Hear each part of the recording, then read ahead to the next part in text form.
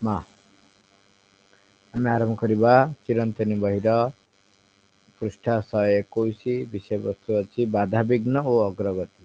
କାଲି ଆମେ ଆଲୋଚନା କରିଥିଲେ ପ୍ରହାର ଆବଶ୍ୟକ। ଆଜି ପଢିବା ବାଧାବିଘ୍ନ ଓ ଅଗ୍ରଗତି। ମାଙ୍କୁ ପ୍ରଶ୍ନ ହେଇଛି ଭଗବାନଙ୍କର କରୁଣା ସ୍ପର୍ଶରେ ବାଧାବିଘ୍ନ ସବୁ କିପରି ଅଗ୍ରଗତିର ସୁଯୋଗରେ ପରିଣତ ହୁଏ? ଅଗ୍ରଗତି ପାଇଁ ସୁଯୋଗ? ହଁ, ଏ ତ ଖୁବ୍ ପରିଷ୍କାର କଥା। ମା ଉତ୍ତରେ କହୁଛନ୍ତି ଅଗ୍ରଗତି ପାଇଁ ସୁଯୋଗ? ହଁ, ଏ ତ ଖୁବ୍ ପରିଷ୍କାର କଥା। ତୁମେ ହୁଏତ ଗୋଟିଏ ବଡ଼ ଭୁଲ କରି ପକେଇଛ। ତୁମେ ଗୋଟିଏ ବଡ଼ ଅସୁବିଧାରେ ଅଛ। ତାହେଲେ ତୁମର ଯଦି ପ୍ରକୃତରେ ବିଶ୍ୱାସ ଥାଏ, ଯଦି ସତକୁ ସତ ଈଶ୍ୱରଙ୍କ କୃପା ଉପରେ ନିର୍ଭର ରଖିଥାଅ, ସତକୁ ସତ ଯଦି ତୁମର ତାଙ୍କ ଉପରେ ଭରସା ଥାଏ, ତାହେଲେ ତୁମେ ସଙ୍ଗେ ସଙ୍ଗେ ବୁଝିପାରିବ ଯେ ତୁମ ପାଇଁ ଏହା ଏକ ଶିକ୍ଷା। ଯେହେତୁ ତୁମର ଅସୁବିଧା ବା ଭୁଲଟି ଅନ୍ୟ କିଛି ପାଇଁ ନୁହେଁ, ଏହା ଆସିଛି ତୁମକୁ ଏହି ଶିକ୍ଷା ଦେବା ପାଇଁ ଯେ ତୁମ ଭିତରେ କ'ଣ ପରିବର୍ତ୍ତନ ଆବଶ୍ୟକ ତାହା ଜାଣ ଏବଂ ଭଗବାନଙ୍କ କୃପାରୁ ଏହି ସାହାଯ୍ୟ ଦ୍ୱାରା ତୁମେ ଆବିଷ୍କାର କରିବ ଯେ ତୁମ ଭିତରେ କ'ଣ ପରିବର୍ତ୍ତନ କରିବାକୁ ହେବ ଏବଂ ତାହାକୁ ତୁମେ ପରିବର୍ତ୍ତିତ କରିପାରିବ। ଏହିଭଳି ଭାବରେ ତୁମେ ଏକ ଅସୁବିଧା ମଧ୍ୟରେ ଏକ ବିରାଟ ଅଗ୍ରଗତି କରିପାରିବ। ଏଥିରୁ ତୁମେ ଜାଣିପାରିବ ଯେ ଗୋଟିଏ ଅସୁବିଧା ଭିତରେ କିପରି ଏକ ବିରାଟ ଅଗ୍ରଗତି କରିପାରିଛ, ସମ୍ମୁଖ ଦିଗରେ କିପରି ଏକ ଉଲ୍ଲେଖନୀୟ ଲମ୍ଫ ଦେଇପାରିଛ। ସବୁବେଳେ ଏହା ହିଁ ଘଟିଥାଏ। କେବଳ ତୁମକୁ ଏ ଦିଗରେ ଅଧିକ ନିଷ୍ଠାପର ହେବାକୁ ପଡ଼ିବ। ଏହା ହେଉଛି ପ୍ରଧାନ କଥା। ଭଗବାନଙ୍କ କୃପା ଉପରେ ନିର୍ଭର ରଖ ଏବଂ ତାକୁ ତୁମ ନିଜ ଭିତରେ କାର୍ଯ୍ୟ କରିବାକୁ ଦିଅ। ବାଧାବିଘ୍ନ ଓ ଅଗ୍ରଗତି। ମାଙ୍କୁ ଯେତେବେଳେ ପ୍ରଶ୍ନ କରାହେଇଛି ଯେ ଭଗବାନଙ୍କର କରୁଣାର ସ୍ପର୍ଶରେ ବାଧାବିଘ୍ନ ସବୁ କିପରି ଅଗ୍ରଗତିର ସୁଯୋଗରେ ପରିଣତ ହୁଏ? ମା ବହିରେ ଲେଖା ହେଇଛି, ପ୍ରଭୁ ଲେଖିଛନ୍ତି, ଦେଖିଥିବେ 3ୟ ଅଧ୍ୟାୟର ଶେଷ ପାରାଗ୍ରାଫ। ତାଙ୍କର ସ୍ପର୍ଶରେ କ'ଣ ହବ? ଦୁର୍ବଳତା ଅମୋଘ ସାମର୍ଥ୍ୟରେ ପରିଣତ ହୁଏ, ବିପଦ ସୁଯୋଗରେ ପରିଣତ ହବ। ତେଣୁ ସେ କିଛି ପଚାରୁଛନ୍ତି ଯେ ବାଧାବିଘ୍ନ ସବୁ କିପରି ଅଗ୍ରଗତିର ସୁଯୋଗରେ ପରିଣତ ହୁଏ? ମା କହୁଛନ୍ତି ଅଗ୍ରଗତି ପାଇଁ ସୁଯୋଗ? ହଁ, ଏ ତ ଖୁବ୍ ପରିଷ୍କାର କଥା। ଯଦି ପହଁରା ଶିଖିବାକୁ ଯିଏ ଯାଉଛି, ସାଇକେଲ ଶିଖିବାକୁ ଯିଏ ଯାଉଛି, ଯେକୌଣସି ଏକ ନୂତନ କାର୍ଯ୍ୟ ଯେତେବେଳେ କରିବାକୁ ଯାଉଛି, ଜମିରେ ଜଣେ କୋଦାଳରେ ହାଣିବାକୁ ଯାଉଛି, ତେଣୁ ସ୍ୱାଭାବିକ ଭାବେ ବାଧାବିଘ୍ନ ସବୁ ତା ପାଖରେ ଆସି ପହଞ୍ଚେ। ଜଣେ ଯେତେବେଳେ ପହଁରିବାକୁ ଯାଉଛି, ପ୍ରଥମ ବାଧାବିଘ୍ନ କ'ଣ? ପାଣି ଯୋଉଠି ଗୋଡ଼ ଲାଗୁଛି ସେଠି ସେ ଗୋଡ଼ ଲଗେଇକି ହାତ ବାଡ଼େଇ ପାରେ, କିନ୍ତୁ ଯେତେବେଳେ ଗୋଡ଼ ଟେକିଦବ, ଗୋଡ଼ ଲାଗୁଥିଲେ ମଧ୍ୟ ପାଣିରେ ସେ ମୁହଁ ଉପରକୁ କରି ପହଁରି ପାରିବ ନାହିଁ। ସିଏ ମୁହଁ ତଳକୁ କରି ହାତକୁ ପିଟିବ। ପ୍ରଥମେ ଯେତେବେଳେ ଜଣେ ପହଁରା ଶିଖିବାକୁ ଯାଉଛି, ତାପରେ ଦେଖିବେ ଯେତେବେଳେ ଗୋଡ଼ ଯୋଉଠି ପାଉନାହିଁ, ଯଦି ଟିକେ ଆଗକୁ ଗଲେ ବୁଡ଼ି ଯିବାର ସମ୍ଭାବନା ଅଧିକ ଥାଏ। ପାଣି ଭିତରେ ଯେତେ ପ୍ରକାରର ସମସ୍ୟା ତା ପାଖରେ ଆସି ପହଞ୍ଚିବ, ସେଇଥିରୁ ଜଣେ ଯିଏ ଶିଖିବାକୁ ଯାଇଛି ସେ ନିଶ୍ଚୟ ଚେଷ୍ଟା କରିବ ବଞ୍ଚିବା ପାଇଁ। ଯେତେବେଳେ ମୁହଁ ତଳୁ କରିକି ସେ ପହଁରୁଛି, ସେତେବେଳେ କିଛି ସମୟ ପରେ ଅଣନିଶ୍ୱାସୀ ହେଇଯିବ। ତେଣୁ ସେ ଚେଷ୍ଟା କରିବ ମୁହଁଟା ଉପରୁ ଟେକିବା ପାଇଁ। ଏଇଭଳି ଭାବରେ ଯେତେବେଳେ ସେ ଅଧିକ ସମୟ, ପ୍ରଥମେ କିଛି ସମୟ ଗୋଡ଼ ବାଡ଼େଇବ, ସବୁ ଚଳିବ। ଆଉ ଅଧିକ ସମୟ ଗୋଡ଼ ବାଡ଼େଇଲା ପରେ ଗୋଡ଼ ହାତ କ'ଣ ହେଇଯିବ। ଯଦି ଗୋଡ଼ ହାତ କ'ଣ ହେଇଗଲା, କଷ୍ଟ ହବ, ଆଉ ଗୋଡ଼ ହାତ ବାଡ଼େଇ ହବନି, ଯେମିତି ଶାନ୍ତ ହେଇଯିବ ଗୋଡ଼ ହାତ।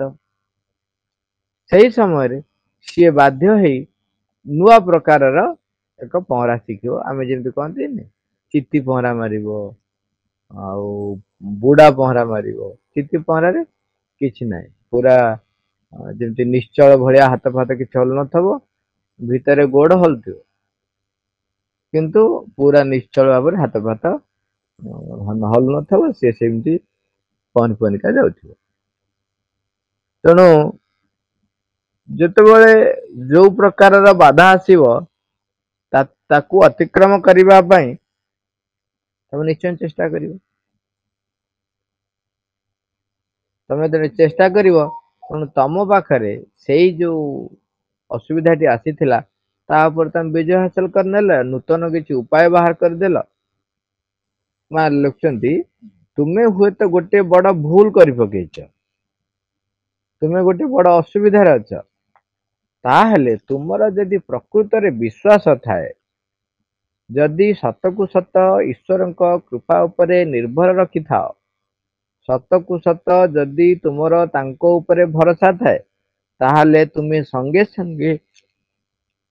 ସଙ୍ଗେ ସଙ୍ଗେ ବୁଝିପାରିବ ଯେ ତୁମ ପାଇଁ ଏହା ଏକ ଶିକ୍ଷା। ଯେହେତୁ ତୁମର ଅସୁବିଧା ବା ଭୁଲଟି ଅନ୍ୟ କିଛି ପାଇଁ ନୁହେଁ, ଏହା ଆସିଛି ତୁମକୁ ଏହି ଶିକ୍ଷା ଦେବା ପାଇଁ ଯେ ତୁମ ଭିତରେ କଣ ପରିବର୍ତ୍ତନ ଆବଶ୍ୟକ ତାହା ଜାଣ।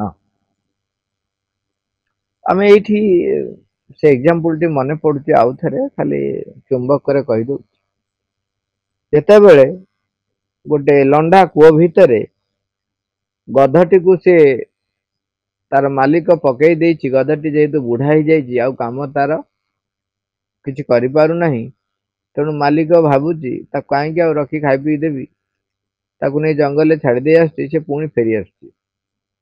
ଶେଷକୁ ସେ ଦେଖୁଛି ଯେ ଗାଁର ଶେଷ ମୁଣ୍ଡରେ ଗୋଟେ ଲଣ୍ଡା କୂଅ ଅଛି, ତେଣୁ ତାକୁ ପଘା ଖୋଲି ଦେଇଛି। ତାକୁ ଡାକି ଡାକି ସେଇ ଲଣ୍ଡା କୂଅ ବାଟେ ନବାକୁ ଚେଷ୍ଟା କରିଛି, ଯଦ୍ୱାରା ସେ ତା ଭିତରେ ଗଳି ପଡିବ, ଏବଂ ସେୟା ବି ହେଇଛି। ଗଧଟି, ବୟସ୍କ ଗଧଟି ତା ଭିତରେ ଗଳି ପଡିଛି। ବର୍ତ୍ତମାନ ସେ ଦେଖିଲା ଯଦି କିଏ ଲୋକ ଦେଖିଦେବେ ତାହେଲେ ତାକୁ ଉଠେଇଦେବେ କରିବେ, ତେଣୁ ସେ ଆଉ ଟିକେ ଅତି ଚାଲାଖିଆ କରିଛି। କଣ କରିଛି, ଗାଁ ଲୋକଙ୍କୁ ଯାଇକିରି କଥା ହେଇ ତାଙ୍କୁ କହିଛି ଯେ ସବୁଦିନେ ଆମେ ଅସୁବିଧାରେ ପଡୁଛନ୍ତି, ଏଠି ଯୋଉ କୂଅଟି ରହିଛି, ଆଉ ଲଣ୍ଡାଟା ଯେହେତୁ ଲଣ୍ଡା କୂଅଟି, ତେଣୁ ଆମ ପିଲା ଦୌଡା ଧାଁ ଖେଳ କୁଦ କଣ କରୁଛି, କେତେବେଳେ କିଏ ତା ଭିତରେ ଗଳି ପଡିବ, ଅଘଟଣ ଘଟିବ, ତେଣୁ ଚାଲ ଆମେ ତାକୁ ସବୁ ପୋତିଦେବା। ତେଣୁ ଗାଁ ଲୋକ ସମସ୍ତେ ମିଶି କଣ କରିଛନ୍ତି, ମାଟି ଖୋଳିଛନ୍ତି ପୋତିବା ପାଇଁ ତାକୁ କୂଅଟି। ଇଏ ଜାଣି ଶୁଣି କୂଅ ପାଖାପାଖି ରହିଛି, କାହିଁକିନା ଚେନ୍ ସିଷ୍ଟମରେ ମାଟି ଆସୁଛି, ଯୋଉଠି ଖୋଳା ହେଲା ସେ ସାଙ୍ଗେ ସାଙ୍ଗେ ଜଣଙ୍କ ପାଖକୁ ପଠେଇଲା, ସିଏ ଆଉ ଜଣ ପାଖକୁ, ସିଏ ତା ପାଖକୁ, ସିଏ ତା ପାଖକୁ, ଶେଷକୁ କୂଅ ପାଖରେ ବାଧ୍ୟ ହେଇ ଜାଣି ଶୁଣିକିରି ଧୋବା ନିଜେ ରହିଛି। ଯାହା ଫଳରେ ଯୋଉ ମାଟିଟି ଆସିବ ସେ ପକେଇଦବ, ଲୋକ ଜାଣିବେନି ଆଉ। ବର୍ତ୍ତମାନ ଚିନ୍ତା କରନ୍ତୁ, ତା ପାଇଁ ଏଇଟା ଗୋଟେ କେଡେ ବଡ ଚ୍ୟାଲେଞ୍ଜ। ତାର ଉପରେ ଯେତେବେଳେ ମାଟି ପଡି ପଡି ଯିବ, ସେ ପୋତି ହେଇଯିବ, ତେଣୁ ସେ କଣ କରିବ। ଯଦି ଜଣଙ୍କର ଭଗବାନଙ୍କ ଉପରେ ବିଶ୍ୱାସ ଥାଏ, ଯେତେ ବଡ ବାଧା ଆସିଥିଲେ ମଧ୍ୟ ସେଇ ସମୟରେ ସିଏ ବିଚଳିତ ହୁଏ ନାହିଁ, ତାର ମତିଭ୍ରମ ହୁଏ ନାହିଁ, ସେ ସମୟରେ ସିଏ ମାନେ ହତଚମ ହେଇଯାଏନି, ଏଠି କଣ କରିବି କଣ ନାହିଁ ଏମିତି କିଛି ହେଇଯାଏନି। ସେ ସମୟରେ ସେ ଧୈର୍ଯ୍ୟ ସହକାରେ ଭଗବାନଙ୍କୁ ଯଦି ଆହ୍ୱାନ କରେ, ତାହେଲେ ତା ଭିତରେ ସେ ସମୟରେ କୋଉ କୌଶଳ, କୋଉ ଉପାୟ, କଣ କରିବାକୁ ହବ, ତା ଭିତରେ ଅନ୍ତର୍ପ୍ରେରଣା ଆସିବ ଏବଂ ସେ କାର୍ଯ୍ୟଟି ବା ଯୋଉ ସମସ୍ୟାଟି ଥିବ ସେ ସମସ୍ୟା ଉପରେ ବିଜୟ ହାସଲ କରିବ। ବର୍ତ୍ତମାନ ଗଧ କଣ କରୁଛି, ଗଧ ଉପରେ ଯେତେବେଳେ ମାଟି ପଡୁଛି, ଗଧ ତାକୁ କଣ କରୁଛି, ଟିକେ ଏମିତି ପିଠି ଝାଡି ଦଉଛି। ଝାଡି ଦେଲା ବେଳକୁ ମାଟି ସବୁ ତଳେ ପଡୁଛି, ତେଣୁ ମାଟି ତଳେ ପଡି ପଡି ଚାଲିଛି, ସିଏ ତାକୁ କୁଦି ପକଉଛି। ଯେହେତୁ କୁଦି ପକେଇ ପକେଇ ଯାଉଛି, ତେଣୁ ମାଟିଟା ବି ତଳେ ଟାଣ ହେଇ ହେଇକା ଯାଉଛି। ସେ କୁଦି ପକେଇ ପକେଇ ଯାଉଛି, ବୁଲି ବୁଲିକା କୁଦି କୁଦି ପକେଇ ଯାଉଛି। ତେଣୁ ଯେତିକି ଯେତିକି ମାଟି ପଡୁଛି, ସେତିକି ସେତିକି ସେ ବାହାରକୁ ବାହାରିବା ଉଠି ଉଠି ଆସୁଛି, ଉପରକୁ ଉପରୁ ଉଠୁ। ଶେଷକୁ କୂଅଟି ପୋତି ହେଇଗଲା ଏବଂ ଗଧଟି ବାହାରକୁ ବାହାରି ଆସିଲା। ଏଇଠି ହେଲା କଣ, ଯେ ଗୋଟେ ବଡ ଅସୁବିଧାରେ ପଡି ଯାଇଥିଲା ଗଧଟି, ମୃତ୍ୟୁ ସହିତ ସଂଗ୍ରାମ, ଆଉ କଣ, ମରିବ ତ ଆଉ, ତା ଭିତରେ ପଡିଥିଲା। आम जीवन क्षेत्र में जितेबाला जो प्रकार असुविधा आसी छोट होता जिते बड़ होता यदि भगवान को ऊपर विश्वास अच्छी ईश्वर को कृपा उपर आम निर्भर कर तो हे माता को आउ थे थर कह केते थर कह सत को सत जदि तुमर ऊपर भरोसा थाए ताहले तुम संगे संगे बुझीपार जे तुम पाई यह एक शिक्षा तेणु तुम ताकू कौन कर अग्रगतिर पाहाच रूपे व्यवहार कर जमी माटी पड़ला गध ताकू चापी देकी ठिया हाँवाई आरंभ कला धीरे धीरे ताकू पोती पोती गला तेणु सी व्यवहार कला तापाई जो शिक्षाटी है तापाई अग्रगति बा तार आम जो देखा गध क्षेत्र में ता बचापी गोटे कूरु बाहर गोटे उपाय हो गला सुजोग हो गला से चाहिए अन्य कौन उपाय बाहर पार ना तेणु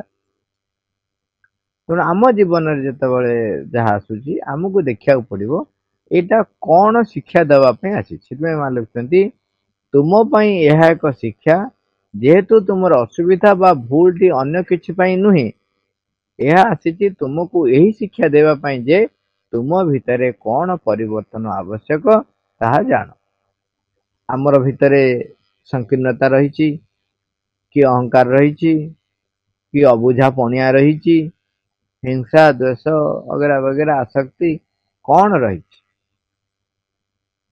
आमको अग्रगति करिवार रही तेणु से अनुसार आम जीवन में बाधा विपत्ति भिन्न भिन्न प्रकार तेणु से समय आम बुझीपर उचित जे कौन से मत शिक्षा देती जदि मत से शिक्षाटी जहाँ आसी मुझे शिखीगली ताहले से बाधा विपत्ति संगे संगे बा अचिरे नष्ट हो एवं भगवान को कृपारू यही साहाय्य द्वारा तुम्हें आविष्कार करिबो जे तुम भितर कौन परिवर्तन करिया एवं ताकू तुम्हें परिवर्तन करि पारिबो एठी गोटे कथा देखंतु आमे अनेक समय आमे कौन करने को अच्छी आमे जानी न थाउ आम पाखरे धन ऐश्वर्य आसी जाइछि क्षमता रही तेणु कौन करने को हबो किपरि करने को हबो से विषय रे सुचिंतित भविष्यत उन्मुखी अग्रगति रो अवच्छरे जेमती ये सहयोग करिवो एई जो निश्चयता बोध ता भितरे जतो आसीजिव भगवान को कृपा तांको अचिरे साहाय्य करिवो एवं से समय रे जेहेतु निज अंतर भितर को आमे जाउचंती तेणु सेतेबेले आमको बुझीवा को पड़िबो जे मो भितर कौन अच्छी जोटा परिवर्तन करने को दरकार कहीं परिवर्तन जी जहाँ भितर आसूची तेणु ता जीवन में बाधा असुविधा ये सब जिन आस कहते भाव में तुम्हें एक असुविधा मध्य एक विराट अग्रगति कर तुम्हें जापर जे गोटे असुविधा भितर किपर एक विराट अग्रगति तुम्हें कर सम्मुख दिगरे किपर एक उल्लेखनीय लंफ दे पार केते दूर थिले मध्य तम भितर आत्मविश्वास एक निश्चयता बोध गोटे रूप ग्रहण करिवो से रूप फल देखिए मझिरे कौन अच्छे जो ऊपर चित्र देखु से पूरा गोटे पहाड़ रु आ गोटे पहाड़ को डेउची मझिरे केते फांका अछि तार हाइट जति ताठर आउरी अधिक फांका अछि किंतु भगवान के ऊपर विश्वास रखी भरोसा रखी तो लंफ प्रदान जो करुच्ची सेतेबेले से निश्चय अन्य पारे पहुंचो आ बाट किसी ना पहुंचो निश्चय से भाई आम जीवन क्षेत्र में आम जो प्रकार समस्या सम्मुखीन होती से आम जाना जे आ भितर कौ अग्रगति मोर करिवार अछि से माँ लिखुं सम्मुख दिगरे केवल किपर एक उल्लेखनीय लंफ दे पारि कहले सबु बेले या घटी थाए सब घटे माने आम पाखरे जेतेबेले बाधा असुविधा जहाँ भी आसुची तार कारण होची आमको से किसी शिक्षा ग्रहण करैबा पई बा शिक्षा प्राप्त करैबा पई आसी एवं एठी जेतिकी जेतिकी वर्तमान भगवान ऊपर निष्ठा बढ़ी गलानी सेतिकी सेतिकी भगवान को कृपा को अनुभव करबा पई निज भीतर एक सामर्थ्य वृद्धि पाए तेणु भगवान को कृपा पर निर्भर रख एवं ताकू तुम निज भीतर कार्य करने को दियो କାହିଁକିନା ସିଏ ଯୋଉ ମହାନ ବିଶ୍ୱରୂପ ଯେତେବେଳେ ଦର୍ଶନ କରୁଛନ୍ତି ସେତେବେଳେ କୃଷ୍ଣ ଅଭିଭୂତ ହେଇଯାଉଛି। ଭଗବାନଙ୍କ କୃପା ଉପରେ ନିର୍ଭର ରଖ, ତାକୁ ତୁମ ନିଜ ଭିତରେ କାର୍ଯ୍ୟ କରିବାକୁ ଦେ। ନିଷ୍ଠାପର ତ ହବ, ଭଗବାନଙ୍କୁ ଆମ ଭିତରେ କାର୍ଯ୍ୟ କରିବାକୁ ଦବା ଏଇଟା ଗୋଟେ ଛୋଟିଆ କଥା ନୁହଁ। କାହିଁକି ନା ପ୍ରତ୍ୟେକ ଘଟଣା ଯେତେବେଳେ ଯାହା ଘଟୁଛି, ମନ ତାର ନିଜସ୍ୱ ବିଚାରରେ ନିଜସ୍ୱ ଚିନ୍ତା ର ଯୋଉ ସାମର୍ଥ୍ୟ ରହିଛି ସେଇ ଭିତରେ ସିଏ ସବୁ ଜିନିଷକୁ କଣ କରେ, ତର୍ଜମା କରେ। କିନ୍ତୁ ଜଣେ ଯେତେବେଳେ ନିଜର ଅଗ୍ରଗତି ଆବଶ୍ୟକ କରୁଛି, ସେତେବେଳେ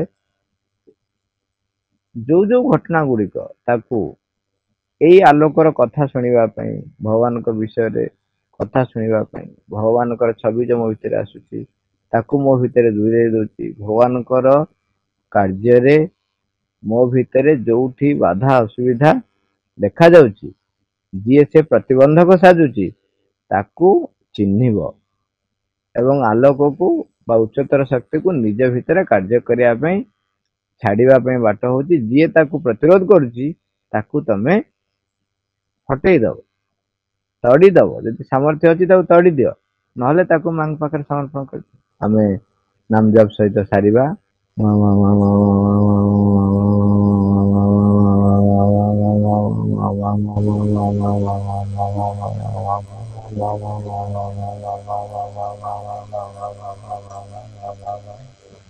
Ma, thank you all, Arvar.